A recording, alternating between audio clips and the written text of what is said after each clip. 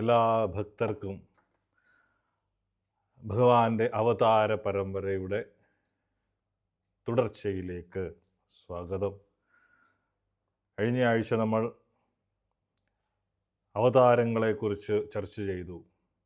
എത്ര വിഭാഗങ്ങൾ ശ്രീമദ് ഭാഗവതത്തിൻ്റെ അടിസ്ഥാനത്തിൽ എത്ര അവതാരങ്ങൾ ഒക്കെ നമ്മൾ ചർച്ച ചെയ്യുകയുണ്ടായി. ഇന്ന് നമുക്ക് ഭഗവാന്റെ പ്രഥമ അവതാരം ഭാഗവതത്തെ ആസ്പദമാക്കി ഭഗവാന്റെ പ്രഥമ അവതാരം. ആരാണ് പ്രഥമ അവതാരം? സനകാദിമുനിമാർ. ഭഗവാന്റെ പ്രഥമ അവതാരമായിട്ടുള്ള സനകാദി മുനിമാരെ കുറിച്ച് നമുക്ക് ഇന്ന് മനസ്സിലാക്കാം. എന്തിനു വേണ്ടിയിട്ടാണ് സനകാദി മുനിമാർ, ഭഗവാൻ സനകാദി മുനിമാരായിട്ട് അവതാരമെടുത്തത്? അതിൻ്റെ ഉദ്ദേശ ലക്ഷ്യങ്ങൾ എന്തെല്ലാമായിരുന്നു? അവരെ എന്താണ് പറയുന്നത്? സനകാദി മുനിമാരെ സനത് കുമാരന്മാരെന്നും അറിയപ്പെടുന്നു. എത്ര പേര്? സനകൻ, സനാതനൻ, സനന്ദന, സനത് കുമാര എന്നീ 4 കുമാരന്മാര്. ഇതേത് വിഭാഗത്തിലാണ് വരുന്നത്? ഭഗവാന്റെ അവതാരങ്ങളിൽ ശക്തിയാവേശ അവതാരങ്ങളുടെ ഗണത്തിലാണ് ഈ അവതാരങ്ങൾ പെടുന്നത്. എന്താണ് ശക്തിയാവേശ അവതാരം? കഴിഞ്ഞ ക്ലാസ്സിൽ നമ്മൾ പറയുകയുണ്ടായി. ഒരു ജീവാത്മാവിലേക്ക് ഭഗവാൻ തൻ്റെ ഒരു പ്രത്യേക ശക്തിയോ ഗുണമോ പൂർണ്ണമായിട്ട് നിക്ഷേപിച്ച് ഒരു പ്രത്യേക ദൗത്യത്തിനായി ഈ ഭൂമിയിലേക്ക് വരുമ്പോഴാണ് ശക്തിയാവേശ അവതാരം എന്ന് പറയുന്നത്. പൂർണ്ണ അവതാരമല്ല, പിന്നെയോ ഭഗവാന്റെ പ്രത്യേക ഒരു ശക്തിയോ ഗുണമോ ഒക്കെ കലർന്നിട്ട് വരുന്നതാണ് ഈ ശക്തിയാവേശ അവതാരം. 4 കുമാരന്മാർ. ഇവരുടെ സവിശേഷത എന്താണ്? ഭഗവാൻ കൃഷ്ണന്റെ ജ്ഞാനശക്തിയും വൈരാഗ്യശക്തിയും ആവാഹിച്ച അവതാരങ്ങളാണ് സനത് കുമാരന്മാർ. അതുകൊണ്ട് തന്നെ ഇവരെ ജ്ഞാനശക്തിയാവേശ അവതാരം എന്നും അറിയപ്പെടുന്നുണ്ട്. പറയുന്നത് അല്ലെങ്കിൽ ചതുർസനന്മാരെന്നും പറയപ്പെടുന്നു. സനകൻ, സനാതനൻ, സനന്ദനൻ, സനത് കുമാരൻ. ഇവര് എന്താണ്? ബ്രഹ്മാവിൻ്റെ മാനസപുത്രന്മാരാണ്. ഇവരെപ്പോഴും 5 വയസ്സുള്ള കുട്ടികളുടെ രൂപത്തിലാണ് കാണപ്പെടുന്നത്. നമ്മളെല്ലാവരും ചിത്രങ്ങളിലൊക്കെ കണ്ടിട്ടുണ്ട് 4 കുമാരന്മാർ, കുഞ്ഞ് പ്രായത്തിലുള്ളത്. അപ്പം ഒരു ഭഗവത് ശക്തിയും ജ്ഞാനവും പ്രചരിപ്പിക്കാൻ വേണ്ടിയിട്ടാണ് വരുന്നത്. ചുരുക്കത്തിൽ ഭഗവാൻ കൃഷ്ണന്റെ ജ്ഞാനശക്തിയുടെ പ്രകടമായ സനത് കുമാരന്മാർ ശക്തിയാവേശ അവതാര ഗണത്തിലാണ് ഉൾപ്പെടുന്നത്. ഇതേക്കുറിച്ച് പറയുന്നത് ശ്രീമദ് ഭാഗവതം പ്രഥമ സ്കന്ധം 3-ാം അധ്യായം 6-ാമത്തെ ശ്ലോകത്തിൽ പറയുന്നത്, സയേവ പ്രഥമം ദേവ കൗമാരം സർഗമാശ്രിത ചചാരാ ദുശ്ശരം ബ്രഹ്മ ബ്രഹ്മചര്യമഖണ്ഡിതം. സൃഷ്ടിയുടെ ആരംഭത്തിൽ പരമപുരുഷനായ ഭഗവാൻ എങ്ങനെ സനകൻ, സനന്ദൻ, സനാതനൻ, സനത് കുമാരൻ എന്ന 4 കുമാരന്മാരായിട്ട് അവതാരം സ്വീകരിച്ചു. അവർ ബ്രഹ്മചര്യം അഖണ്ഡിതം. അവർ ആജീവനാന്ത ബ്രഹ്മചര്യം വ്രതമായി അനുഷ്ഠിച്ചുകൊണ്ട് പരമസത്യം ദർശിക്കുന്നതിനായി അതീവ കഠിനമായ തപസ്സുകൾ ചെയ്യുകയുണ്ടായി. ഭൗതിക പ്രപഞ്ചത്തിൻ്റെ സൃഷ്ടി, സ്ഥിതി, സംഹാരം എന്നിവ കൃത്യമായിട്ടുള്ള ഇടവേളകളിൽ സംഭവിച്ചുകൊണ്ടിരിക്കുന്ന ഒരു കാര്യമാണ്. അപ്പം പറയാൻ കാരണം അത് ഓരോ സൃഷ്ടികാലത്തെയും ജീവജാലങ്ങളുടെ പിതാവായ ബ്രഹ്മാവിൻ്റെ സവിശേഷതകൾക്ക് അനുസൃതമായിട്ട് വ്യത്യസ്ത പേരുകളിലാണ് അറിയപ്പെടുന്നത്. അപ്പം ബ്രഹ്മാവ് ജനിക്കുമ്പോൾ അല്ലെങ്കിൽ ബ്രഹ്മാവിനുണ്ട് കൗമാരദിശ, അങ്ങനെ കുറച്ചുകൂടെ പ്രായമാവുന്ന കാര്യങ്ങൾ, അല്ലെങ്കിൽ കൈ വളരുന്നത്, കാല് വളരുന്നത്. ഇപ്പം ഇതെല്ലാം ആ ഒരു എന്താണ് അതിന് പറയുക, ഇതൊക്കെ തന്നെ സംഭവിക്കുമ്പോഴും ഓരോ പ്രക്രിയകൾ ഭൂമിയിൽ സംഭവിച്ചുകൊണ്ടേയിരിക്കും. ഓരോ അവതാരങ്ങളും വന്നുകൊണ്ടേയിരിക്കും. ഓരോ മാറ്റങ്ങളും പ്രകൃതിക്കും ഒക്കെ തന്നെ വന്നുകൊണ്ടേയിരിക്കും. അതുപോലെ ഈ കുമാരന്മാരെന്ന് പറയുന്നത് എന്താണ്? ആ ഭൗതിക പ്രപഞ്ചത്തിൻ്റെ കൗമാര സൃഷ്ടിയിലാണ് പ്രത്യക്ഷപ്പെട്ടത്. ഇപ്പം ബ്രഹ്മാവിൻ്റെ കൗമാര സൃഷ്ടിയിലാണ് ആര് വരുന്നത്? ഈ കുമാരന്മാർ പ്രത്യക്ഷപ്പെടുന്നത്. അവർ വന്നതെന്തിന്? ബ്രഹ്മസാക്ഷാത്കാരത്തിൻ്റെ വഴി നമുക്ക് കാണിച്ചു തരുന്നതിനായി അവർ ആജീവനാന്ത ബ്രഹ്മചാരികളായിട്ട് കഠിനമായ അച്ചടക്കത്തോടുള്ള തപസ്സുകൾ അനുഷ്ഠിക്കുകയുണ്ടായി. അപ്പം ഓൾറെഡി നമ്മൾ പറയുന്നത് ശക്ത്യാവേശ അവതാരങ്ങളാണ് ഈ 4 കുമാരന്മാരും. അപ്പം ഈ കഠിനമായ ആത്മീയ സാധനങ്ങൾ ആരംഭിക്കുന്നതിന് മുമ്പ്, തപസ്സുകൾ ആരംഭിക്കുന്നതിന് മുൻപ് തന്നെ അവർ യഥാർത്ഥ ബ്രാഹ്മണർ എന്നുള്ള യോഗ്യത നേടിയിരുന്നു. കേവലം ജനനം കൊണ്ട് മാത്രമല്ല, പിന്നെയോ മറിച്ച് ഗുണങ്ങൾ കൊണ്ടാണ് ഒരാൾ ബ്രാഹ്മണനാകേണ്ടതെന്നും അതിനുശേഷം മാത്രമേ ഒരാൾക്ക് ബ്രാഹ്മണ സാക്ഷാത്കാരത്തിൻ്റെ പാതയിലേക്ക് പ്രവേശിക്കാൻ കഴിയൂ എന്നും ഈ ഉദാഹരണം നമ്മെ പഠിപ്പിക്കുന്നു. അല്ലെ, ബ്രഹ്മസാക്ഷാത്കാരത്തിൻ്റെ പാതയിലേക്ക് പ്രവേശിക്കാൻ കഴിയൂ എന്നും ഈ ഉദാഹരണം നമ്മെ ഓർമ്മിപ്പിക്കുന്നു. ബ്രഹ്മാവ് തൻ്റെ സൃഷ്ടികർമ്മത്തിൻ്റെ തുടക്കത്തിൽ സനത് കുമാരന്മാരെ സൃഷ്ടിച്ചതും തുടർന്നുണ്ടായ സംഭവങ്ങളും എവിടെയാണ്? ശ്രീമദ് ഭാഗവതത്തിൽ വളരെ വിശദമായിട്ട് തന്നെ പ്രതിപാദിക്കുന്നുണ്ട്. അപ്പം അതിലൂടെയാണ് എന്തുണ്ടാവുന്നത്? രുദ്രന്റെ ജനനവും ശിവന്റെ ജനനവും ഉണ്ടാകുന്നത് എങ്ങനെയാണ്? അതിലൂടെ തന്നെയാണ് സംഭവിക്കുന്നത്. അപ്പം ചെറുതായിട്ടൊന്ന് നമുക്ക് പറഞ്ഞു പോവാം. സനത് കുമാരന്മാരുടെ സൃഷ്ടി എന്തിനു വേണ്ടിയിട്ട്? സൃഷ്ടികർമ്മം വേഗത്തിലാക്കാൻ. ബ്രഹ്മാവിൻ്റെ ജോലി എന്താണ്? സൃഷ്ടി നടത്തുക. അപ്പം ആ സൃഷ്ടി വേഗത്തിലാക്കാൻ ബ്രഹ്മാവ് തൻ്റെ മാനസപുത്രന്മാരായിട്ട് സനകൻ, സനാതനൻ, സനന്ദനൻ, സനത് കുമാരൻ എന്നിങ്ങനെ 4 കുമാരന്മാരെ സൃഷ്ടിക്കും. എന്തിനു വേണ്ടിയിട്ട്? ഈ ലോകത്തെ ജനസംഖ്യ കൂട്ടാൻ വേണ്ടിയിട്ട്, അല്ലേ? സന്താനോൽപാദനം വഴി ഈ ജനസംഖ്യ കൂട്ടാൻ വേണ്ടിയിട്ട് ബ്രഹ്മാവ് അവരോട് ആവശ്യപ്പെടും. പക്ഷെ അവിടെ ഒരു പ്രശ്നം സംഭവിക്കും. എന്താണ് ആ പ്രശ്നം? എന്നാൽ ആ ബ്രഹ്മാവിൻ്റെ ആജ്ഞ പാലിക്കാൻ ആര് തയ്യാറായില്ല? ഈ കുമാരന്മാര് തയ്യാറായില്ല. എന്തുകൊണ്ടാണ്? അവർ ജനിച്ചപ്പോൾ തന്നെ ആരായിരുന്നു? അതീവ ജ്ഞാനികളായിരുന്നു. പിന്നെയോ ഈ ഭൗതിക കാര്യങ്ങളോടൊക്കെ വിരക്തിയുള്ളവരുമായിരുന്നു. ആര്? ഈ കുമാരന്മാർ. അപ്പം അവരെ സംബന്ധിച്ച് ഈ ഭൗതികപരമായിട്ടുള്ള കുടുംബ ജീവിതത്തിലോ അല്ലെങ്കിൽ ഈ പ്രജകളെ സൃഷ്ടിക്കുന്നതിലോ അവർക്ക് താല്പര്യമില്ലായിരുന്നു. പകരം നിത്യബ്രഹ്മചാരികളായിരുന്ന് ഭഗവാന്റെ ചിന്തയിൽ മുഴുകാനാണ് തങ്ങൾ ആഗ്രഹിക്കുന്നതെന്ന് പിതാവായിട്ടുള്ള ബ്രഹ്മാവിനെ അറിയിക്കും. ബ്രഹ്മാവിന് സ്വാഭാവികമായിട്ടും ദേഷ്യം വരില്ലേ? ബ്രഹ്മാവ് എന്താണ്? തൻ്റെ ആജ്ഞ ലംഘിക്കപ്പെട്ടത് ബ്രഹ്മാവിനെ സംബന്ധിച്ചിടത്തോളം വലിയൊരു തിരിച്ചടിയായിരുന്നു. ഇത് അദ്ദേഹത്തിന് എന്തുണ്ടാവും? സ്വാഭാവികമായിട്ടും, പറഞ്ഞാൽ കേട്ടില്ലെങ്കിൽ സ്വാഭാവികമായിട്ടും ദേഷ്യമുണ്ടാകും.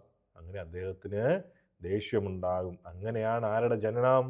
രുദ്രൻ്റെ ജനനം. അല്ലേ? തൻ്റെ പുത്രന്മാർ അനുസരിക്കാത്തതിൽ ബ്രഹ്മാവിന് അതിയായ ദേഷ്യമുണ്ടാകും. അദ്ദേഹം കോപം നിയന്ത്രിക്കാൻ പരമാവധി ശ്രമിച്ചെങ്കിലും അത് സാധിച്ചില്ല. ആ ക്രോധമാണ് അദ്ദേഹത്തിൻ്റെ പുരികക്കൊടികൾക്കിടയിലൂടെ ആര് വരുന്നത്? രുദ്രൻ വരുന്നത്. അപ്പം ബ്രഹ്മാവിൻ്റെ പുരിക മധ്യത്തിൽ നിന്ന് നീലയും ചുവപ്പും പ്രകാശത്തോടെ ആര് പ്രത്യക്ഷപ്പെട്ടു? ഒരു കുട്ടി പ്രത്യക്ഷപ്പെട്ടു. ജനിച്ച ഉടനെ ആ കുട്ടി എന്താണ് ചെയ്യുന്നത്? സാധാരണ കുട്ടികൾ ജനിക്കുമ്പോൾ തന്നെ കരയും, അല്ലേ? അതേപോലെ തന്നെ ആ കുട്ടിയും ഉറക്കെ കരയാൻ തുടങ്ങി. സംസ്കൃതത്തിൽ രുത് എന്നാൽ കരയുക എന്നാണ് അർത്ഥം. അങ്ങനെ ആ കുട്ടിയും കരയാൻ തുടങ്ങി. അങ്ങനെയാണ് എന്ത് പേര് വരുന്നത്? രുദ്രൻ. തനിക്ക് ഇരിക്കാൻ ഒരു ഇടവും പിന്നെയോ ഒരു പേരും നൽകണമെന്ന് ആവശ്യപ്പെട്ടുകൊണ്ടാണ് ആര് കരഞ്ഞത്? ആ കുട്ടി കരഞ്ഞത്. അപ്പോൾ അതുകൊണ്ട് കരഞ്ഞത് കൊണ്ട് ബ്രഹ്മാവ് ആ കുട്ടിക്ക് എന്തിട്ടു പേര്? രുദ്രൻ എന്ന് പേരിടുകയുണ്ടായി.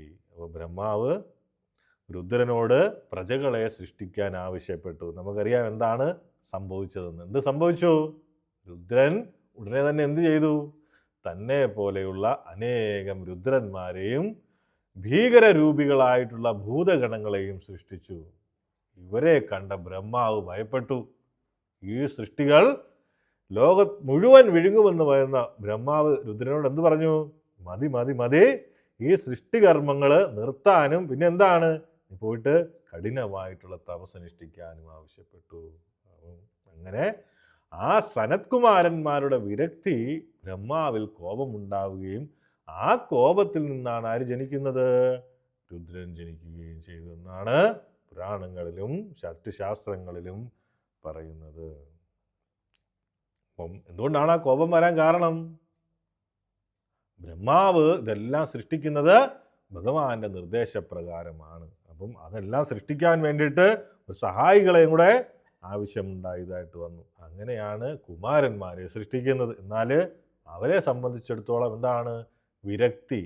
അവരത് തിരഞ്ഞെടുത്ത സമയത്ത് ബ്രഹ്മാവിൻ്റെ സൃഷ്ടി എന്ന ദൗത്യം തടസ്സപ്പെട്ടു.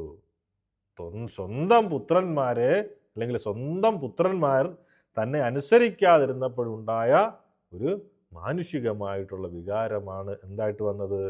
ആ കോപമായിട്ട് വന്നത്. പക്ഷെ ആ ഒരു ദേഷ്യം എന്ന് പറയുന്നത്, ആ കോപം വെറുമൊരു ദേഷ്യമല്ല. അത് രുദ്രൻ്റെ രൂപം എടുക്കാൻ വേണ്ടിയിട്ട് ഭഗവാന്റെ ഒരു ലീലയായിട്ട്, ഭഗവാൻ തന്നെ നിശ്ചയിച്ച ഒരു ലീലയായിട്ട് കരുതപ്പെട്ടു പോകുന്നു.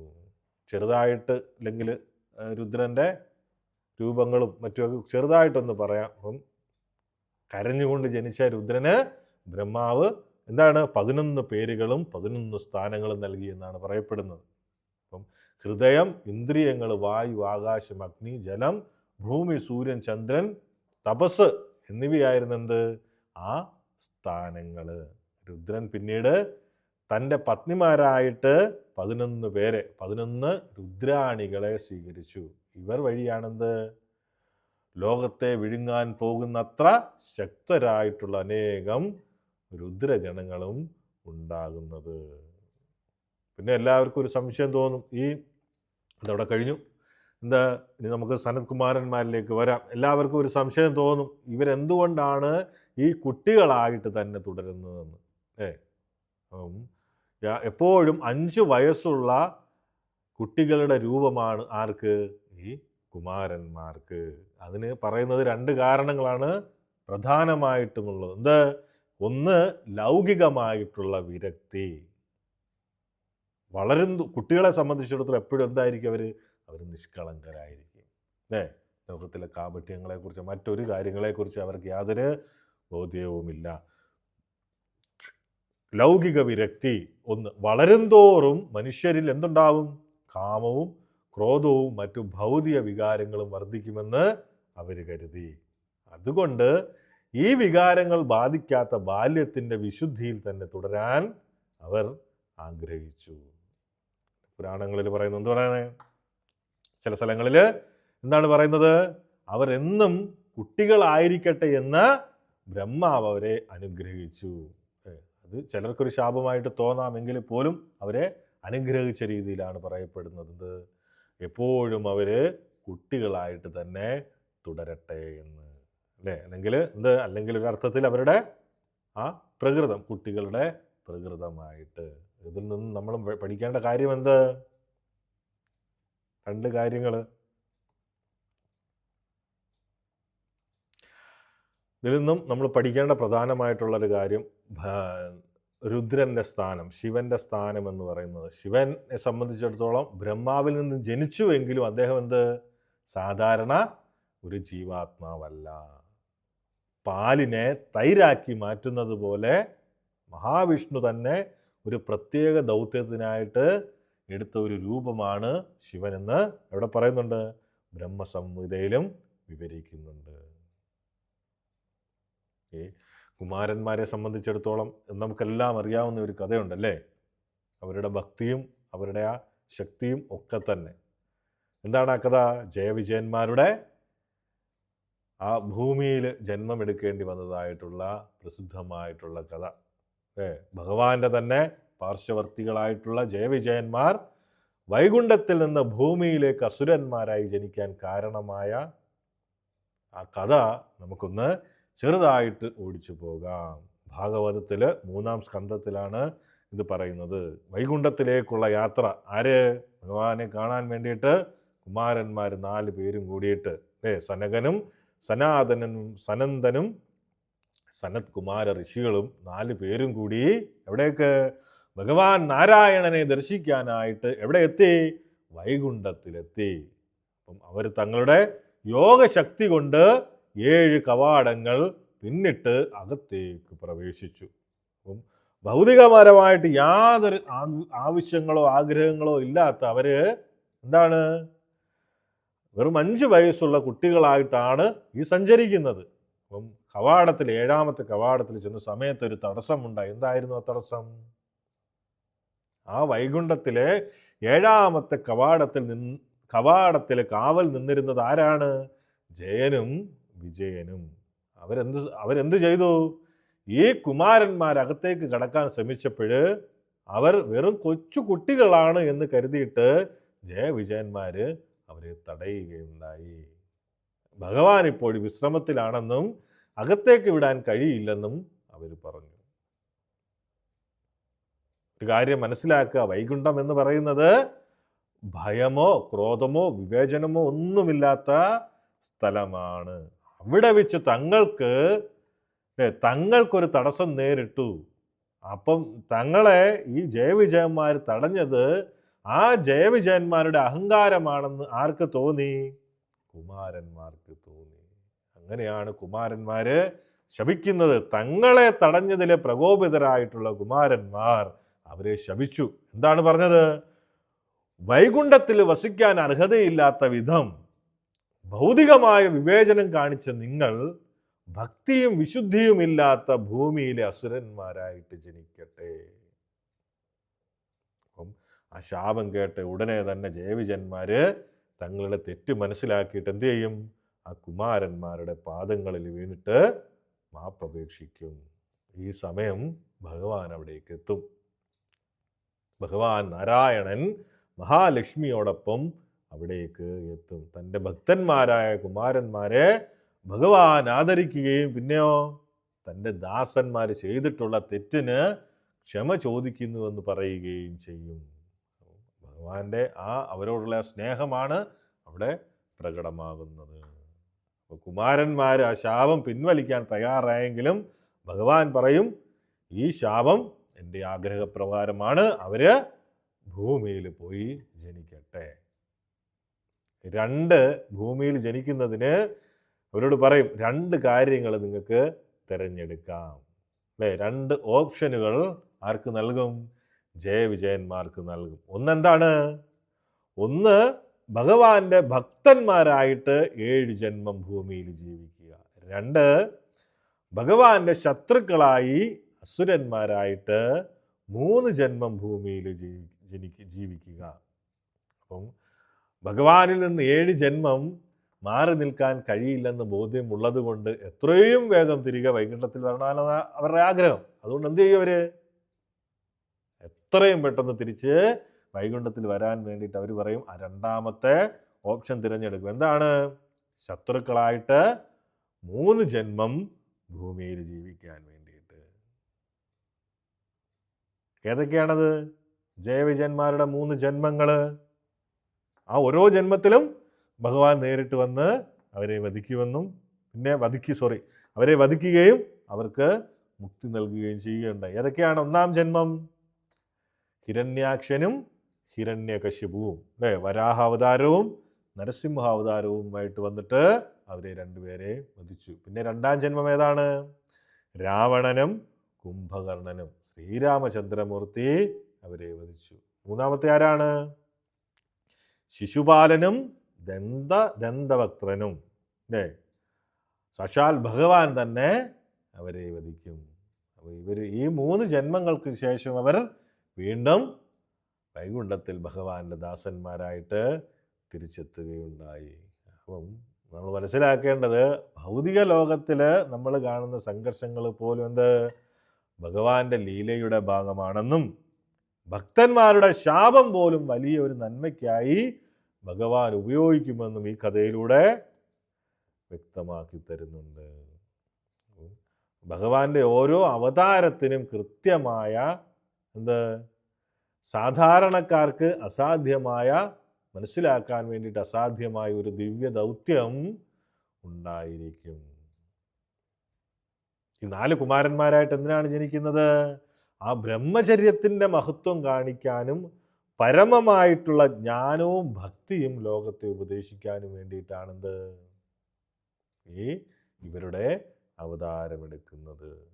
അപ്പോൾ പരമമായ ജ്ഞാനം ഉപദേശിക്കാൻ സനത്കുമാരന്മാർ ഭഗവാന്റെ ജ്ഞാനശക്തിയുടെ പ്രകടമായിട്ടുള്ള അല്ലെങ്കിൽ പ്രകടനമാണ് ആര്? കുമാരന്മാർ.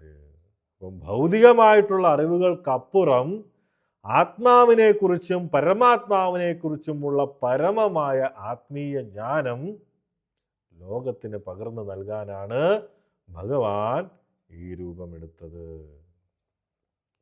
പ്രശസ്തമായിട്ടുള്ള ഭാഗവതത്തിലെ ചതുർകുമാര പൃഥുസംവാദത്തിൽ അവർ ആത്മീയ പുരോഗതിയുടെയും ഭക്തിയോഗത്തിൻ്റെയും ഉദാത്തമായിട്ടുള്ള തത്വങ്ങൾ ഉപദേശിക്കുന്നുണ്ട്. അപ്പം അഖണ്ഡ ബ്രഹ്മചര്യം കാണിച്ചു തരാൻ കൂടിയിട്ടാണെന്ത് പൂർണ്ണമായിട്ടുള്ള വൈരാഗ്യവും പിന്നെ അഖണ്ഡ ബ്രഹ്മചാര്യവും കാണിച്ചു തരാൻ വേണ്ടിയിട്ട് വന്നു അല്ലേ. അവർക്കത് ലോകത്തിനൊരു മാതൃകയായി. ഇവർ ആദ്യം ആരായിരുന്നു? ജ്ഞാനികളാണല്ലേ. ബ്രഹ്മം എല്ലാം ബ്രഹ്മമാണ് എന്ന് ഉള്ള ഒരു ജ്ഞാനികളായിരുന്നു. അവരാണ് നിർഗുണ ബ്രഹ്മത്തിൽ നിന്നും സഗുണ ഭക്തിയിലേക്ക് വഴികാട്ടാൻ വേണ്ടിയിട്ട് വന്നവരാണ്. അപ്പം ഭഗവാന് രൂപമില്ല, എല്ലാം ബ്രഹ്മമാണ് എന്ന് ചിന്തിച്ചാണ് അവർ ആ ഒരു ജ്ഞാനത്തിലായിരുന്നു അവരുണ്ടായിരുന്നത് അല്ലേ. അപ്പം ജനിച്ച സമയത്ത് ഭഗവാന്റെ നിരാകാര രൂപമായിട്ടുള്ള ബ്രഹ്മജ്യോതിസിലായിരുന്നത് അവര് കോൺസെൻട്രേറ്റ് ചെയ്തിരുന്നത്. അങ്ങനെ ഒരിക്കൽ ഇവർ എന്തായി?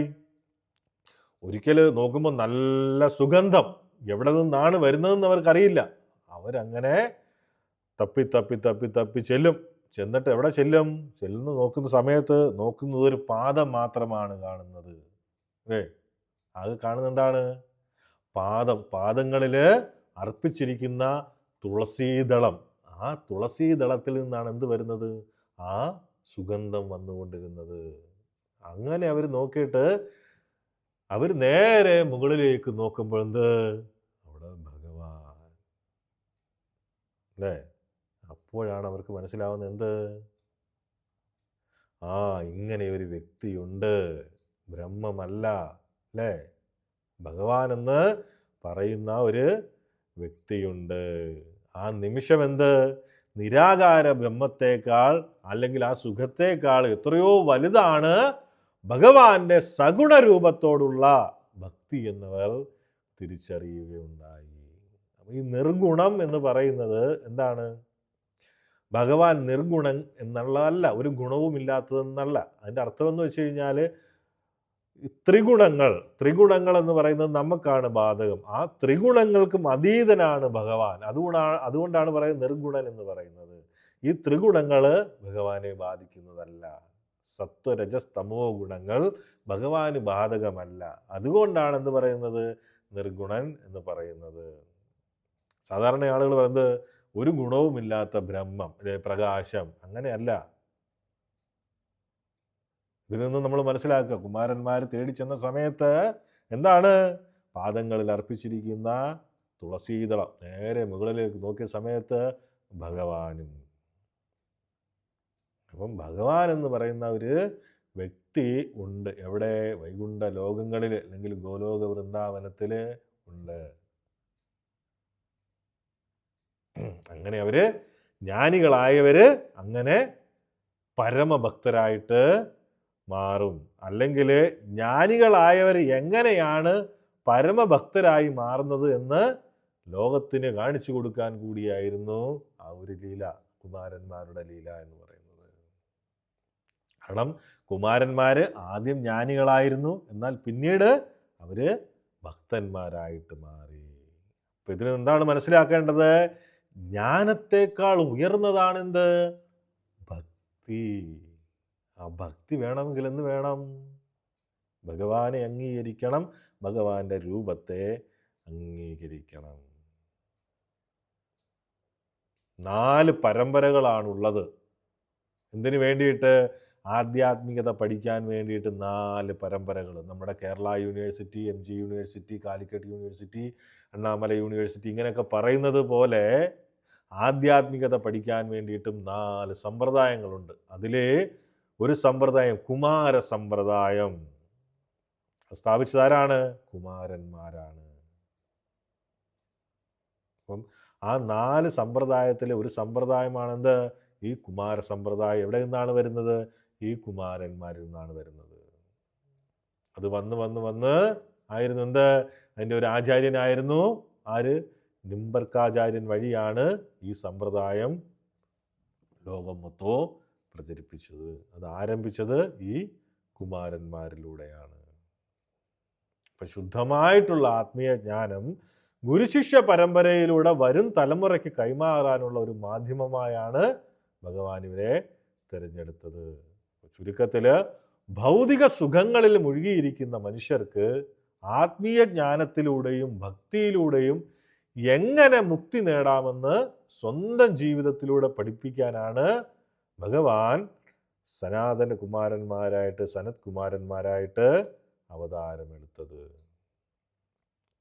ഇവരെക്കുറിച്ച് പറയാനാണെങ്കിൽ മഹാഭാരതത്തിൽ ഉദ്യോഗ പർവത്തിൽ അധ്യായം 41 മുതൽ 46 വരെ അതീവ ഗഹനമായിട്ടുള്ള ഒരു ആത്മീയ സംവാദം നടത്തുന്നുണ്ട്. അതിനെ സനത് സുജാതീയം എന്നാണ് പറയുന്നത്. ധൃതരാഷ്ട്രരും ധൃതരാഷ്ട്ര മഹാരാജാവും സനത് കുമാരന്മാരിൽ ഒരാളായിട്ടുള്ള സനത് കുമാരനും തമ്മിലുള്ള സംഭാഷണമാണ് സനത് സുജാതീയം എന്ന് പറയുന്നത്. അപ്പോൾ ഭഗവത്ഗീതയ്ക്കും വിഷ്ണു സഹസ്രനാമത്തിനും ഒക്കെ ഒപ്പം മഹാഭാരതത്തിൽ ഏറ്റവും പ്രധാനപ്പെട്ട ആത്മീയ ഭാഗങ്ങളിൽ ഒന്നാണ് ഈ സനത് സുജാതീയവും. ആദി ശങ്കരാചാര്യരും ഇതിന് മനോഹരമായിട്ടുള്ളൊരു വ്യാഖ്യാനം എഴുതിയിട്ടുണ്ട്. അതിൽ കുറച്ച് ഭാഗങ്ങൾ പറയാം. എന്താണ്? ഇതിൻ്റെ പശ്ചാത്തലം എന്ന് പറയുന്നത്, കുരുക്ഷേത്ര യുദ്ധത്തിന് തൊട്ടു മുമ്പ് മനസ്സ് വ്യാകുലപ്പെട്ട ധൃതരാഷ്ട്രര് വിതുരരോട് ചോദിക്കും മനഃശാന്തിക്കായിട്ട് ഒരു ഉപദേശം തരാൻ വേണ്ടിയിട്ട്. എന്നാൽ വിതുരര് താൻ ജനിച്ച ഒരു സാഹചര്യവും മറ്റുമൊക്കെ വെച്ചിട്ട് എനിക്ക് അങ്ങയെ ഒരു ഉപദേശം തരാൻ കഴിയില്ല, അങ്ങൊരു കാര്യം ചെയ്യൂ, പരമമായിട്ടുള്ള ബ്രഹ്മവിദ്യ ഉപദേശിക്കാൻ തനിക്ക് അർഹതയില്ലെന്ന് പറയുകയും തൻ്റെ യോഗശക്തി ഉപയോഗിച്ച് സനത് സുജാതനെ അവിടേക്ക് വരുത്തുകയും ചെയ്തു. സനത് സുജാതൻ ധൃതരാഷ്ട്രർക്ക് നൽകുന്ന ഉപദേശങ്ങളാണ് സനത് സുജാതീയം. അപ്പം ഇതിൽ ഏറ്റവും പ്രസിദ്ധമായിട്ടുള്ള ശ്ലോകം എന്ന് പറയുന്നത് മരണത്തെക്കുറിച്ചുള്ളതാണ്. ധൃതരാഷ്ട്രർ ചോദിക്കും മരണമുണ്ടോ ഇല്ലയോ എന്ന് ചോദിക്കുമ്പോൾ കുമാരന്മാർ നൽകുന്ന മറുപടിയാണ് ആ മഹാഭാരതത്തിൽ തന്നെ വലിയൊരു ആത്മീയ തത്വമാണ്. പ്രമാദം വൈ മൃത്യുമഹം ബ്രവീമി തഥാ പ്രമാദമൃതത്വം ബ്രവീമി പ്രമാദാത് വ അസുര പരാഭവൻ അപ്രമാദാത് ബ്രഹ്മഭൂതാസുരാശ. ഇതിൽ പ്രധാനമായിട്ട് എടുത്തു പറയുന്നതാണ് പ്രമാദം വൈ മൃത്യുമഹം ബ്രവീമി. ഈ ശ്ലോകത്തിൻ്റെ കാതൽ എന്ന് പറയുന്നത് സാധാരണ നമ്മൾ ശരീരം നശിക്കുന്നതിനെയാണ് മരണം എന്ന് പറയുന്നത്. എന്നാൽ സനത് കുമാരന്മാർ എന്താണ് പറയുന്നത്? യഥാർത്ഥ മരണം എന്ന് പറയുന്നത് ശരീരത്തിൻ്റെ നാശമല്ല, മറിച്ച് ഒരാൾ തൻ്റെ ആത്മീയ സ്വരൂപത്തെ മറന്നു പോകുന്നതാണ് യഥാർത്ഥ മരണം എന്ന് പറയുന്നത്. അപ്പോൾ ഇതിനെക്കുറിച്ച് നമ്മൾ കൂടുതലായിട്ട് ഭഗവത്ഗീതയുടെ ക്ലാസ്സിൽ പറയുന്നുണ്ട്. പ്രമാദം വൈ മൃത്യുമഹം ബ്രവീമി. യഥാർത്ഥ മരണം എന്ന് പറയുന്നത് ശരീരത്തിൻ്റെ മരണമല്ല, അതിൻ്റെ തത്വം ഇതാണ്. പിന്നെയോ മറിച്ച് ഒരാൾ തൻ്റെ ആത്മീയ സ്വരൂപത്തെ മറന്നു പോകുന്നതാണ്. നമ്മൾ എന്താണ് ആത്മീയ സ്വരൂപം എന്ന് പറയുന്നത്? ആത്മീയ സ്വരൂപത്തെ മറക്കുന്നത് എങ്ങനെയാണ്? നമ്മൾ ഭഗവാന്റെ നിത്യദാസന്മാരാണെന്നുള്ള സത്യം മറന്ന് ഭൗതിക സുഖത്തിൽ മുഴുകുന്നതാണെന്ത്? പ്രമാദം അഥവാ മരണം. കൃഷ്ണാവബോധത്തിൽ, ഭഗവാന്റെ ചിന്തയിൽ എപ്പോഴും ഉണർന്നിരിക്കുന്നതാണെന്ത്? അപ്രമാദം. ഇതാണ് യഥാർത്ഥ ജീവിതം എന്ന് പറയുന്നത്. പ്രമാദം വൈ മൃത്യുമഹം ബ്രവീമി. എന്താണ് യഥാർത്ഥ മരണം എന്ന് പറയുന്നത്? നമ്മൾ ഈ നമ്മുടെ ആത്മാവിനെ കുറിച്ച് മറന്നു പോകുന്നത്, ആത്മീയ സ്വരൂപത്തെക്കുറിച്ച് മറന്നു പോകുന്നത്, ആത്മാവിൻ്റെ കടമകൾ മറന്നു പോകുന്നത്. നമ്മൾ എന്തിൻ്റെ കടമയാണ് ചെയ്തുകൊണ്ടിരിക്കുന്നത്? നമ്മൾ ഈ ശരീരത്തിൻ്റെ കടമയാണ് ചെയ്തുകൊണ്ടിരിക്കുന്നത്. ആ ശ്ലോകത്തിൻ്റെ അർത്ഥം വേണമെങ്കിൽ മൊത്തത്തിലൊന്ന് പറഞ്ഞുതരാം. പ്രമാദം വൈ മൃത്യുമഹം ബ്രവീമി. പ്രമാദം, ആത്മീയമായ അശ്രദ്ധ അല്ലെങ്കിൽ ലക്ഷ്യബോധമില്ലായ്മയാണെന്ത്? മരണം എന്ന് പറയുന്നത്. തഥാ പ്രമാദം അമൃതത്വം ബ്രവീമി. എന്നാൽ അപ്രമാദം, എപ്പോഴും ഉണർന്നിരിക്കുന്ന ആത്മീയ ജാഗ്രത ആണ് എന്ത്? അമരത്വം. പ്രമാദാത് വാ അസുരാ പരാഭവൻ. അശ്രദ്ധ കാരണമാണെന്ത്?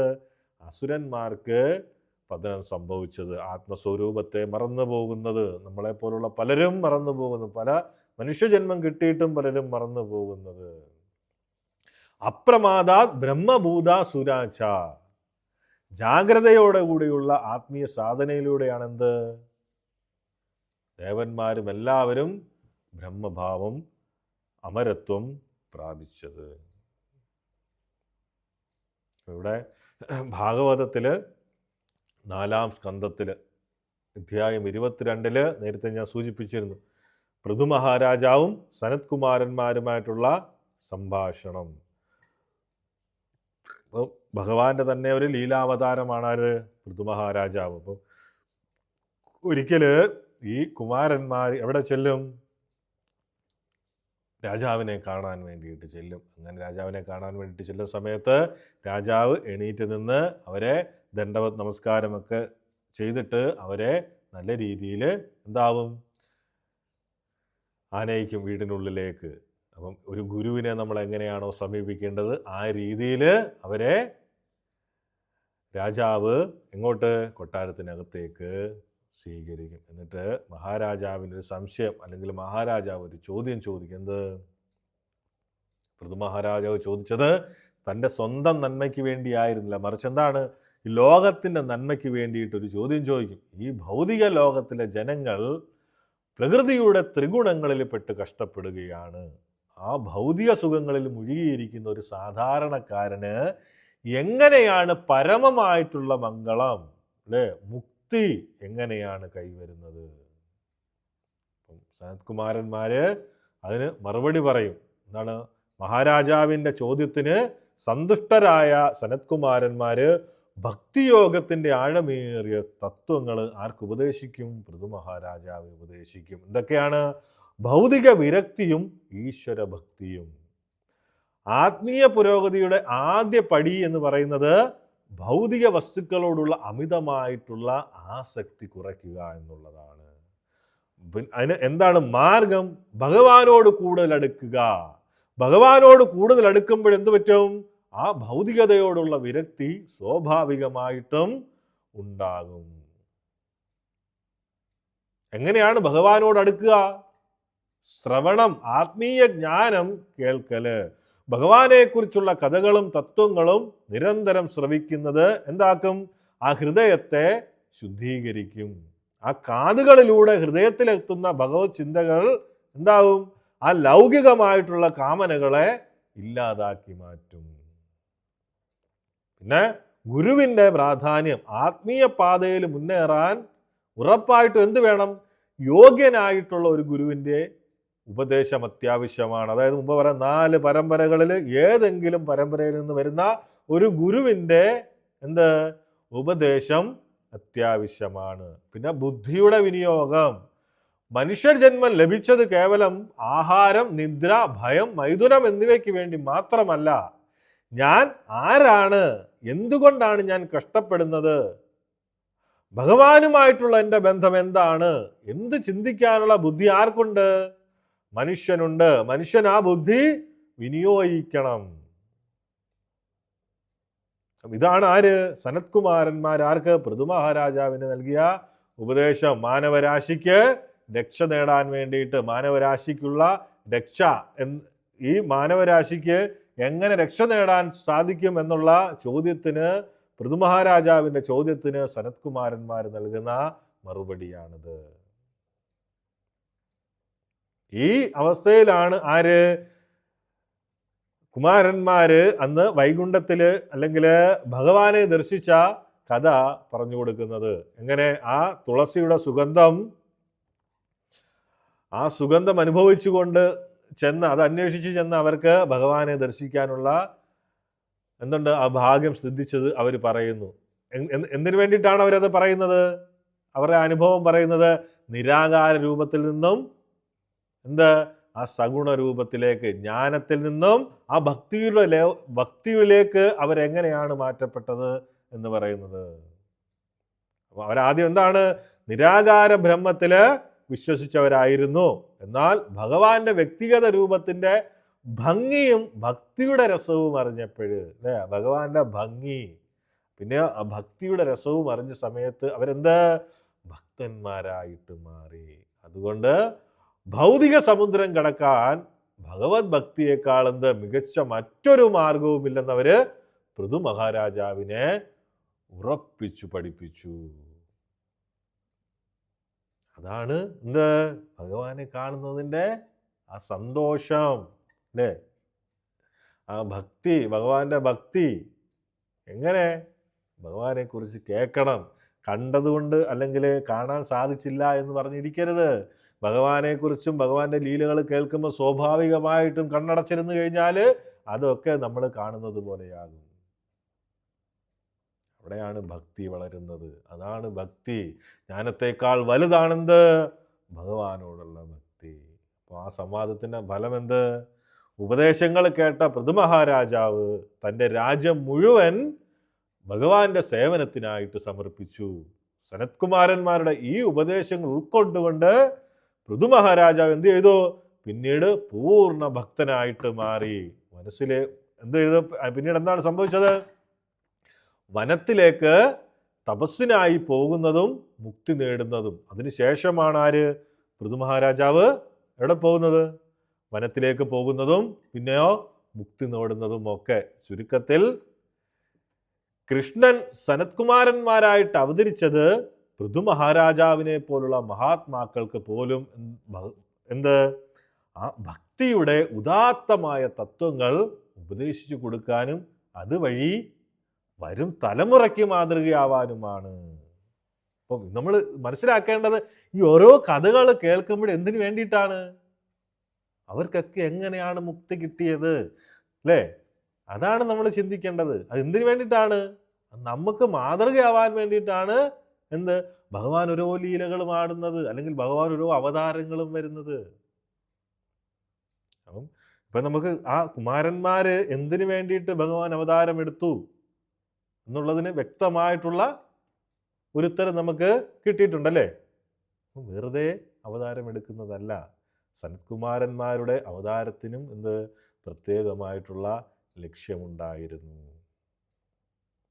അതാണ് സനത്കുമാരന്മാരെ കുറിച്ച് നമുക്ക് മനസ്സിലാക്കാൻ വേണ്ടിയിട്ടുള്ളത്. അത്രയും മഹത്തരമാണ് ആര്? സനത്കുമാര ഋഷിമാര്. ജ്ഞാനത്തേക്കാൾ വലുതാണ് ഭക്തി എന്ന പാഠം അവര് നമുക്ക് നൽകി.